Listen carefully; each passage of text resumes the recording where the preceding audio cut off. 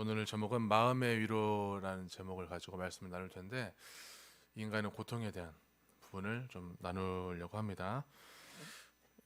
고통은 원하지 않지만 불가피하게 만나는 요소입니다. 힘들고 아프지만 고통이 우리에게 꼭 나쁜 것만 주는 것이 아니라 교훈을 주기도 합니다. 제일 먼저 깨닫는 것은 내 마음의 고통을 만나고 힘이 들면은 인생은 내 뜻대로 흘러가지 않는구나. 이걸 제일 먼저 배우게 됩니다. 그리고 고통을 겪으면은 인간에 대한 이해가 좀 더 넓어지고 깊어집니다. 그리고 내 힘으로 해결이 되지 않기 때문에 신을 찾거나, 그리고 신을 찾고 계속 어떻게 내가 살아야 되는지를 계속 연구하고 찾아보려고 합니다. 그러다 보면은 아주 중요한 가치들을 하나하나 이렇게 발견하게 되는데, 그 가치들이 마치 보물처럼 내 삶에 진짜 보물처럼, 보화처럼 소중한 것을 얻은 그런 느낌을 갖기도 합니다. 시한부 환자들이 질병 이전의 건강한 상태로 돌아가고 싶지 않은 이유가 여기 있습니다. 건강할 때는 몰랐어요. 아파 보니까 내가 정말 이제 살 날이 얼마 남지 않았을지라도 그동안 몰랐던 삶의 진정한 가치들을 이제라도 알았기 때문에 지금이 더 소중하고 행복하기 때문에 그 전으로 돌아가고 싶지 않다고 많이 고백합니다. 그런데 이 극심한 고통을 만나면은 좀 얘기가 좀 달라질 수 있을 것 같아요. 만약에 믿는 자나 안 믿는 자나 똑같이 고통 속에서 살다가 죽는 거라면은 과연 예수를 왜 믿어야 될까? 이런 의구심이 종종 듭니다.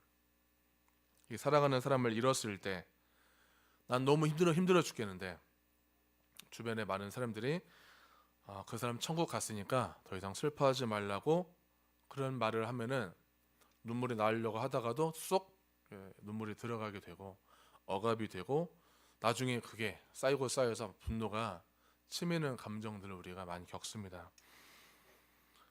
그 상실감은 잊으려고 해도 잊혀지지 않고, 피하려고 해도 피할 수가 없는 고통이에요. 다시 볼 수 없는 그 상실감은 어떤 말로도 위로가 되지 않습니다. 그래서 이 고통 때문에 나의 이 인격이 깨지기도 합니다.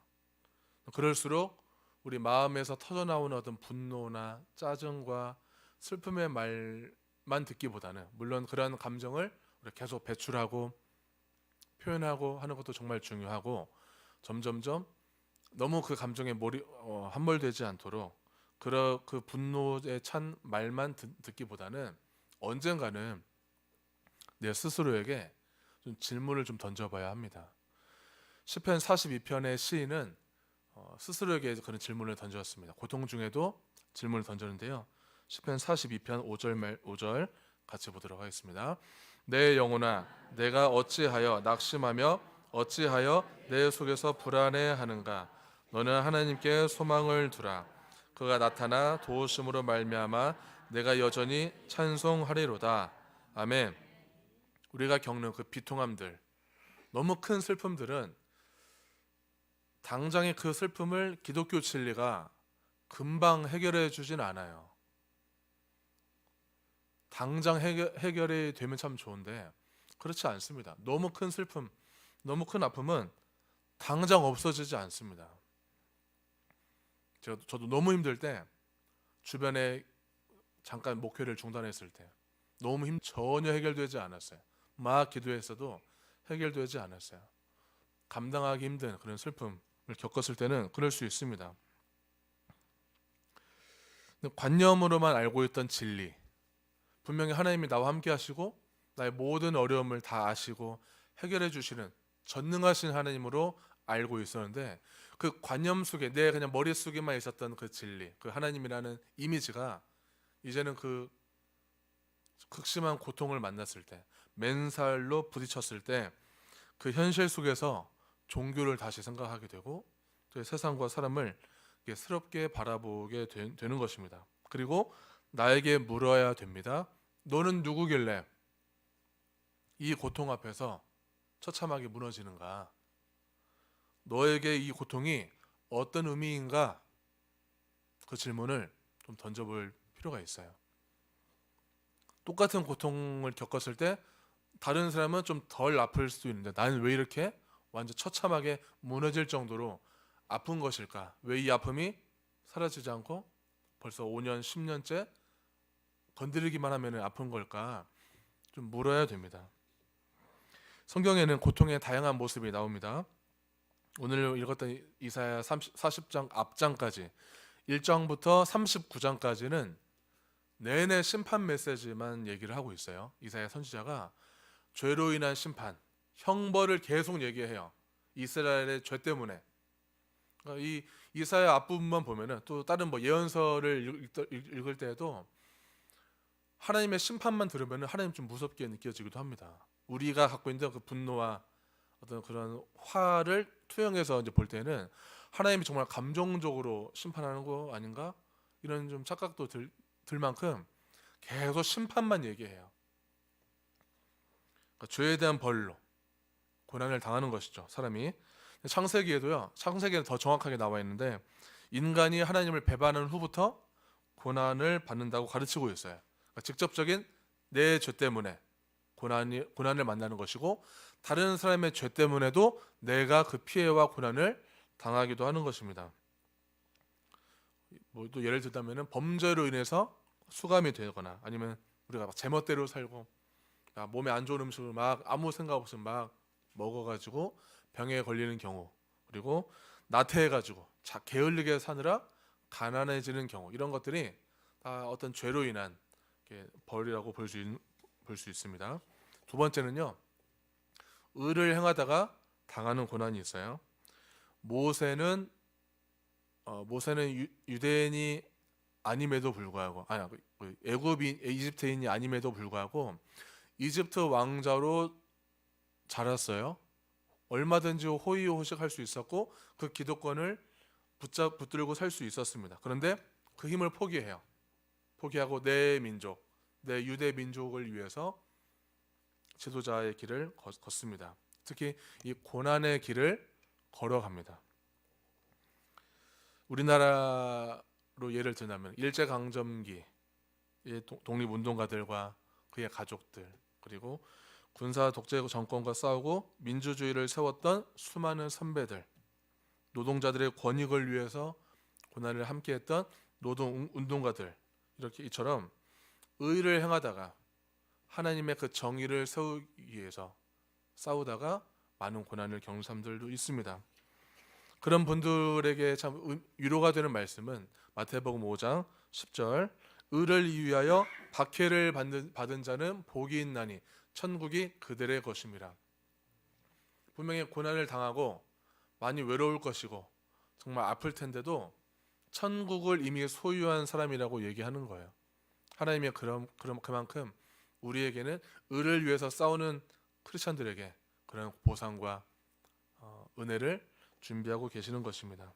하나님께서는 자기 자녀가 충성해서 당하는 고난에 대해서 반드시 보상해 주십니다.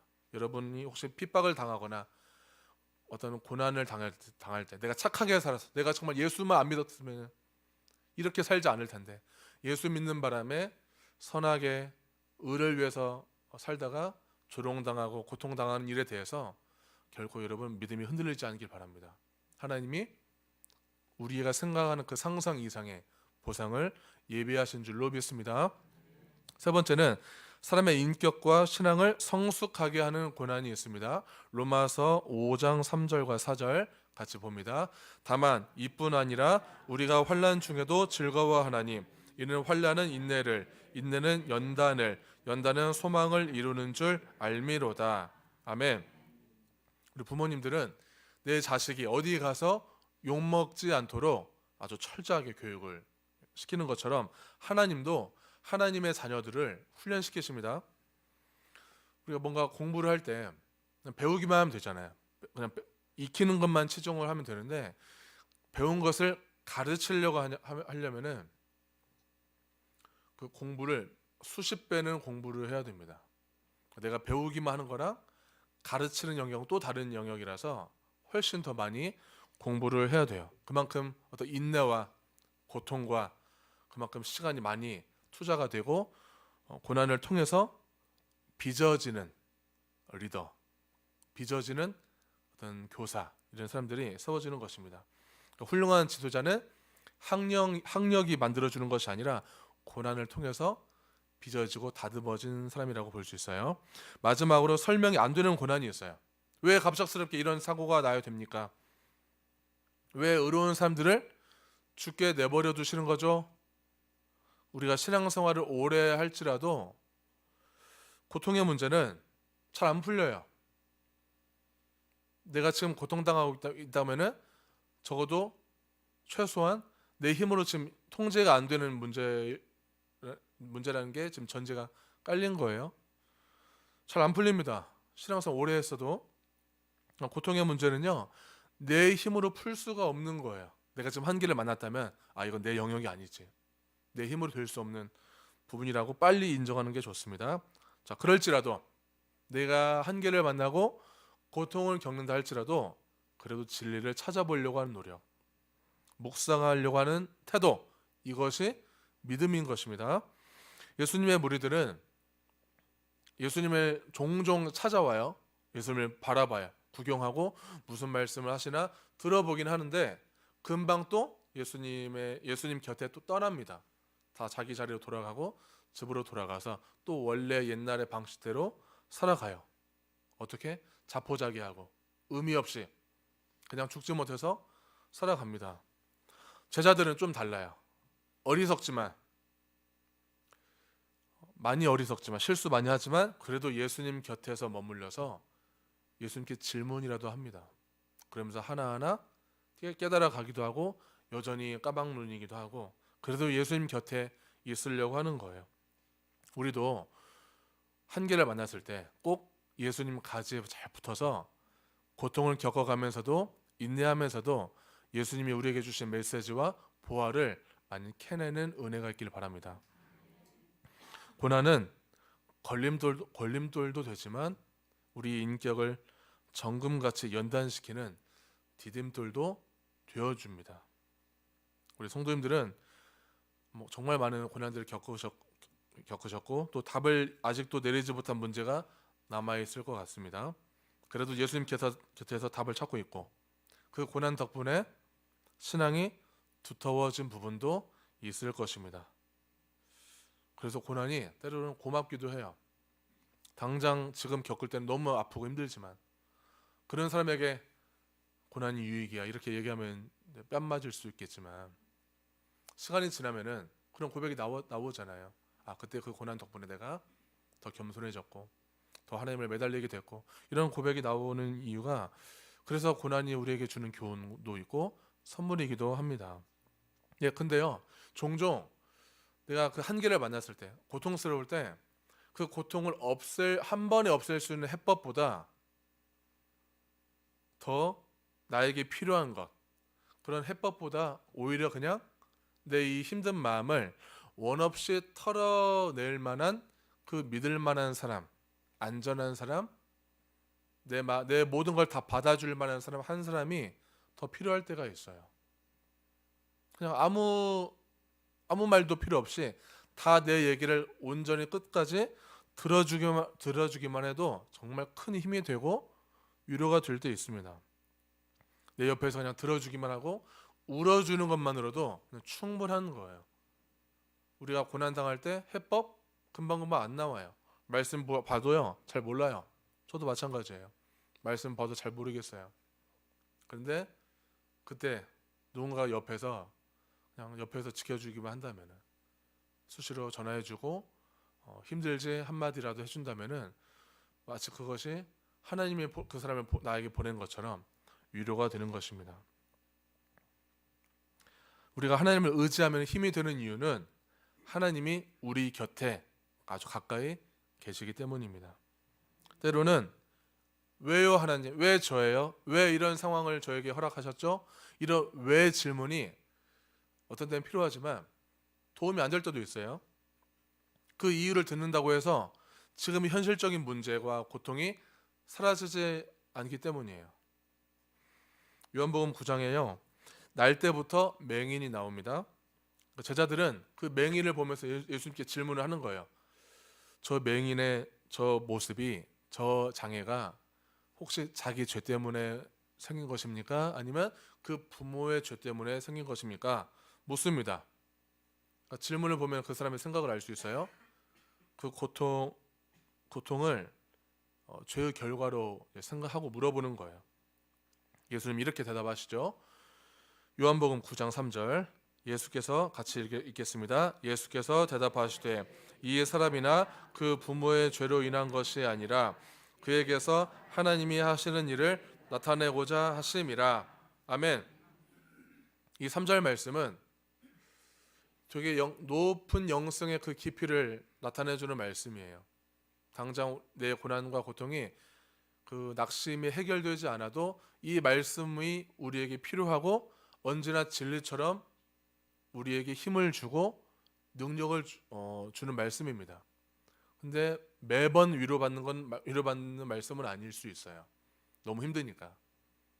근데 나를 통해서, 이 고난을 통해서 하나님이 하시는 일이 있다는 것을 우리가 계속 기억을 해야 하는 것입니다. 예수님께서 이 말씀을 하시고 행동을 어떻게 하셨냐면 땅에 침을 뱉어요. 좀 기괴한 동작을 보여주시는 거죠. 침을 뱉고 진흙을 이겨서 눈에 발라요. 그리고 실로암 못에 가서 씻어라. 좀 상식적이지 못하지만 그래도 순종하고 씻었을 때 말끔히 눈을 떴습니다.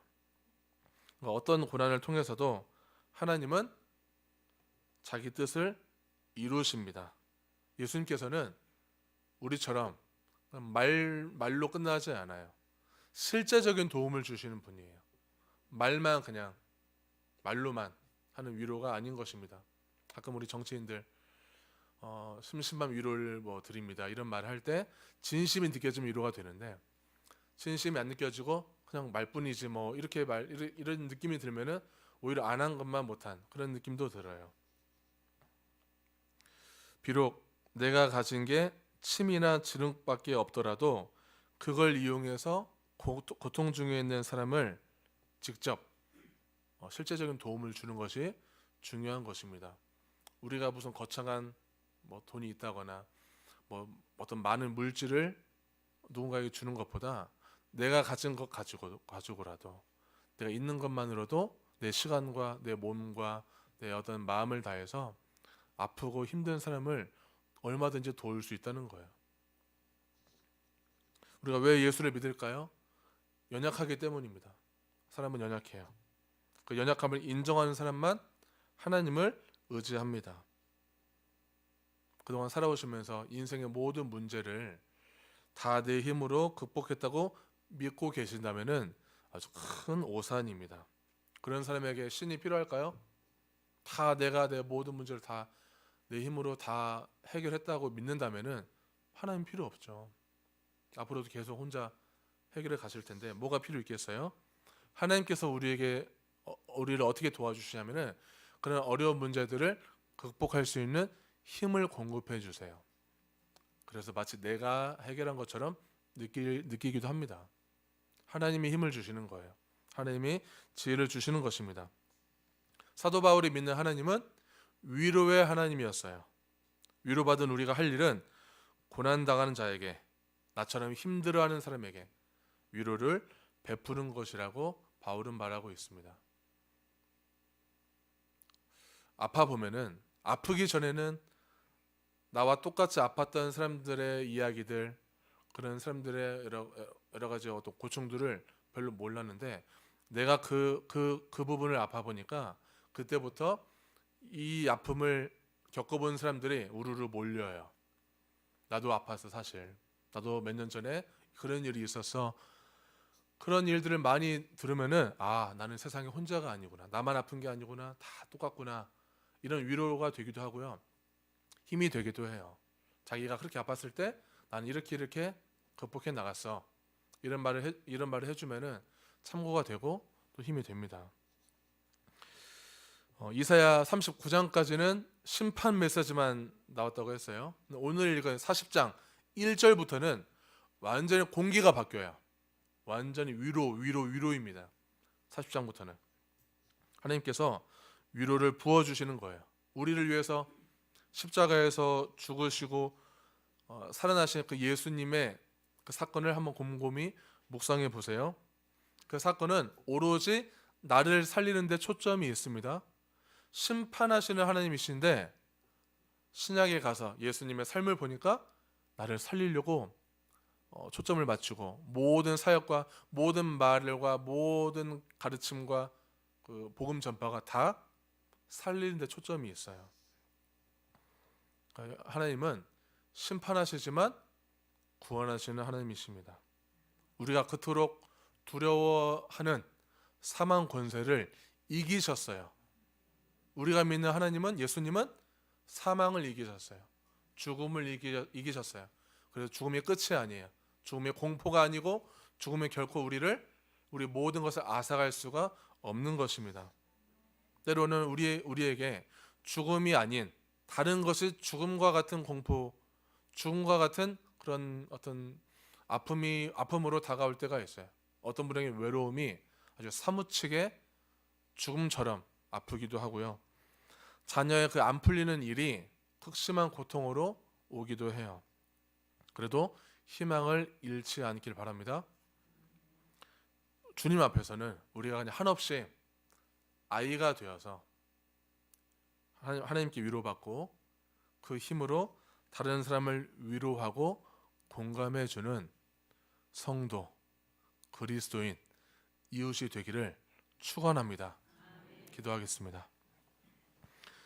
은혜가 풍성하신 아버지 감사합니다. 오늘 말씀을 기억하고 언제나 희망을 잃지 않고 주님만 바라보며 하나님이 주시는 위로의 말씀 언제나 가슴속 깊이 새기고 살아가게 도와주시옵소서. 지금 당장 떠나지 않는 이 고통, 해결할 수 없는 이 문제, 안절부절하고 한계를 만나고 너무나 무섭기도 하지만 언젠가는 지나갈 것이고 언젠가는 사라질 것이고 하나님께서 반드시 살 길을 열어주시고 위로와 희망을 주시는 하나님을 믿고 나아가게 도와주시옵소서. 하나님 아니면 다른 어떤 세상 무엇도 내 아픔과 슬픔을 해결할 수 없음을 믿고 오직 하나님, 나를 살리시고 사망 권세에 이기신 주님만을 믿고 살 수 있도록 도와주시옵소서. 혹시라도 내 힘으로 모든 문제를 해결했다고 착각하고 있다면 속히 돌아오게 도와주시고, 하나님, 저 연약합니다. 부족합니다. 저는 아무것도 할 수 없습니다. 매일매일 주님의 말씀이 공급되지 않으면 저는 그냥 금방 교만해지는 그런 존재입니다. 도와주시옵소서. 이런 고백과 함께 주님께만 매달리고 예수님의 가지에 찰싹 붙어서 오직 주님께서 주시는 말씀만 먹으면서 살 수 있도록 도와주시옵소서. 하느님, 저희 풍기교회를 사랑하시는 주님, 우리 교회를 정말 사랑하시고 우리 교회를 반석 위에 세워가시는 줄로 믿습니다. 말씀 위에 교회가 잘 세워지게 도와주시고 결코 어떤 인간의 교만과 한 사람의 권력과 파워가 교회를 좌지우지하지 않도록 붙들어 주시고 악한 영이 틈타지 않게 도와주시고, 특별히 우리 풍기교회가 목회자와 장로님, 권사님, 집사님 모든 이들이 기도를 결코 멈추지 않도록 도와주시고 아버지께 모든 것을 내어 맡길 때 하나님께서 하나님의 뜻대로 이루어 주시고 하나님 나라가 이 교회 가운데 임할 수 있도록 역사하여 주시옵소서. 오늘 기도와 찬양으로 섬기신 우리 삼법구역 늘 축복하여 주시고 언제나 예배하는 구역 되게 도와주시고 하나님 나라가 임하는 구역 되게 도와주시고 서로 모이는데 힘쓰고 서로 사랑하고 연합하는데 힘쓰는 구역 될 수 있도록 도와주시옵소서. 연로하시고 아프신 분들, 마음이 상한 분들, 여전히 관계가 틀어져서 힘들어하시는 모든 분들 가운데 하느님, 평화의 왕 예수님께서 화평케 도와주시고 치유하여 주시고 아버지 속히 낫게 도와주셔서 강건케 하여 주시고 건강한 모습으로 주님을 예배하고 주님 앞에 설 수 있도록 도와주시옵소서. 오실 담임 목사님을 위해서 언제나 우리가 사모하는 마음, 또 기대하는 마음으로, 또 은혜를 갈망하는 마음으로 언제나 기도를 준비할 수 있도록 역사하여 주시고 오실 목사님 강건케 건강시켜 주시옵소서. 감사하며 예수님의 이름으로 기도합니다. 아멘.